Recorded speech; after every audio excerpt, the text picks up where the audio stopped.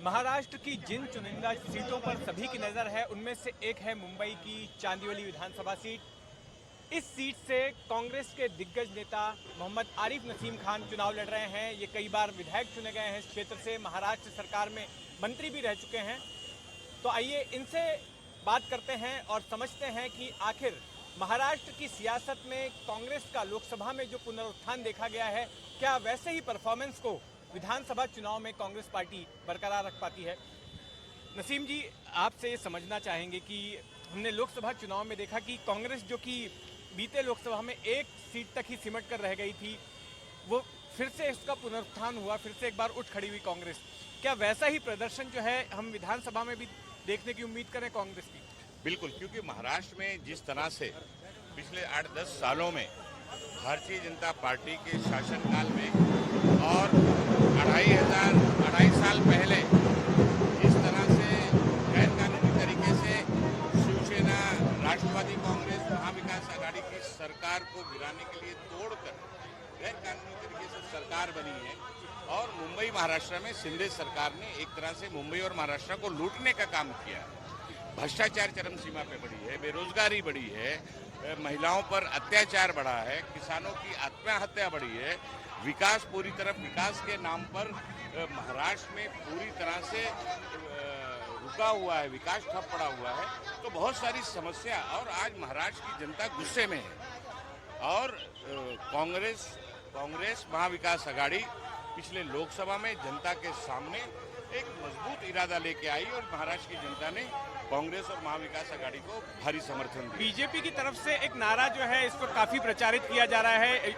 UP के मुख्यमंत्री योगी आदित्यनाथ ने सबसे पहले इस नारे को कहा था, बाद में आरएसएस ने भी एंडोर्स किया कि बटेंगे तो कटेंगे। इस नारे को आप किस तरह से देखते हैं और कौन बटेगा और कौन कटेगा? देखिए, भारतीय जनता पार्टी की जब से ये पार्टी बनी है, हमेशा से ध्रुवीकरण की राजनीति करने का उनका इतिहास रहा है। कभी हिंदुस्तान पाकिस्तान की बात करके डराया जाता है, कभी हिंदू और मुसलमान के नाम पर लोगों को बांटने की कोशिश की जाती है, कभी शमशान कब्रिस्तान की बात की जाती है, कभी लो जिहाद की बात की जाती है, ओड जिहाद की बात की जाती है, लैंड जिहाद की बात की जाती है, और अब कटोगे तो बटोगे की बात की जाती है। तो ये देश की जनता ये सारी चीज़ों को समझ चुकी है और इनके बहकावे में इस तरह के नारों में अब आने वाली नहीं है। हमारे इसीलिए तो राहुल गांधी जी ने पूरे देश में भारत जोड़ो नफरत छोड़ो मोहब्बत की दुकान खोलने का जो कार्यक्रम चलाया, देश के लोगों ने उसको समर्थन दिया। और पिछले लोकसभा चुनाव के ये नतीजे बताते हैं कि महाराष्ट्र की जनता ने एक तरफा महाविकास आघाड़ी का साथ दिया, और महाराष्ट्र में महाविकास आघाड़ी और देश में भी जो 400 के पार का सपना भारतीय जनता पार्टी ने देखा था, उसको चकनाचूर करने का काम देश की जनता ने किया। नसीम जी, एक बात बताइए, कांग्रेस के दो बड़े नेता जो है इस साल छोड़कर कांग्रेस चले गए। एक मुंबई के ही बाबा सिद्दीकी थे जिनकी हत्या हो गई, उनके बेटे जीशान सिद्दीकी। इन्होंने यह आरोप लगाया कि कांग्रेस को पारंपरिक तौर पर मुसलमान वोट देते रहे हैं, लेकिन कांग्रेस में ही मुस्लिमों के साथ भेदभाव हो रहा था, और जिस शिवसेना के साथ कांग्रेस ने हाथ मिलाया महाविकास आघाड़ी के तहत, उनके अध्यक्ष उद्धव ठाकरे सरेआम मंच से बोलते हैं कि अगर बाबरी मस्जिद मेरे शिवसैनिकों ने गिराई है तो इस बात का हमें गर्व है। देखिए, शिवसेना और महाविकास आघाड़ी जो गठबंधन बना है, एक कॉमन मिनिमम प्रोग्राम के आधार पर बना है। 2019 में उद्धव ठाकरे जी को मुख्यमंत्री जो हम लोगों ने चुना था, और दोनों ही दलों के लोगों ने जो समर्थन हम लोगों ने दिया था, वो एक कॉमन मिनिमम प्रोग्राम के आधार पर दिया है। उद्धव ठाकरे जी की पार्टी की विचारधारा पहले अलग हो सकती है, और उन्होंने उसको बार बार उसको स्पष्ट भी किया है कि हमारा हिंदुत्व विकास का है, हमारा हिंदुत्व राष्ट्रवाद का है।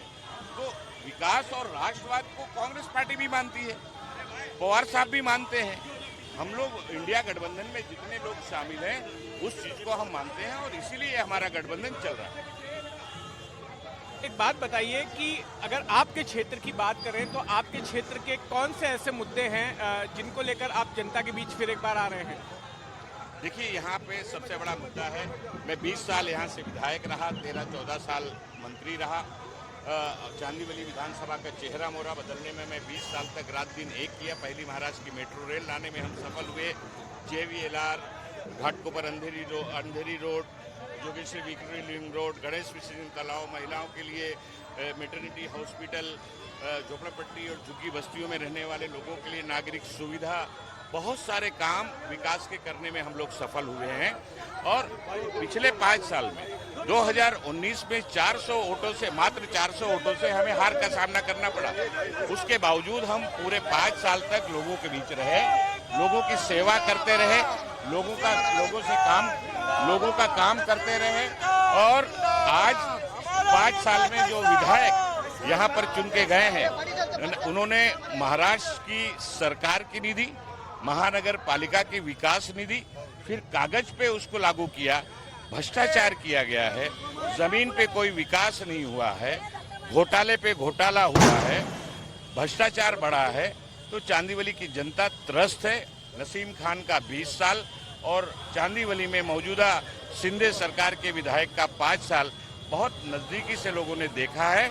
और लोगों में एक गुस्सा है कि जिस तरह से उद्धव ठाकरे जी के साथ गद्दारी करने वाला विधायक, राज ठाकरे जी के साथ गद्दारी करने वाला विधायक, बाला साहेब ठाकरे के साथ गद्दारी करने वाला विधायक, और उसने 5 साल में चांदीवली की जनता को जिस तरह से ठगने का काम किया है, उसको सबक सिखाने का काम चांदीवली की जनता पूरी तैयारी से बैठी है और करेगी। एक आखिरी सवाल, क्या 10 साल के बाद फिर एक बार महाराष्ट्र में कांग्रेस का मुख्यमंत्री होगा? सवाल किस पार्टी का मुख्यमंत्री बनेगा, ये निर्णय 23 तारीख के बाद होगा। हम सारे लोगों ने यही फैसला किया है कि महाराष्ट्र की जनता की जो भावना है कि भ्रष्ट महायुति सरकार को सबसे पहले हमें उखाड़ फेंकना है, महाविकास आघाड़ी की जनता के मान और सम्मान करने वाली एक सरकार बनाना है।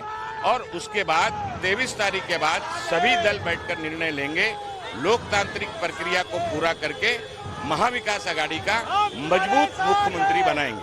धन्यवाद नसीम जी। कैमरामैन संदेश के साथ जितेंद्र दीक्षित, एनडीटीवी मुंबई।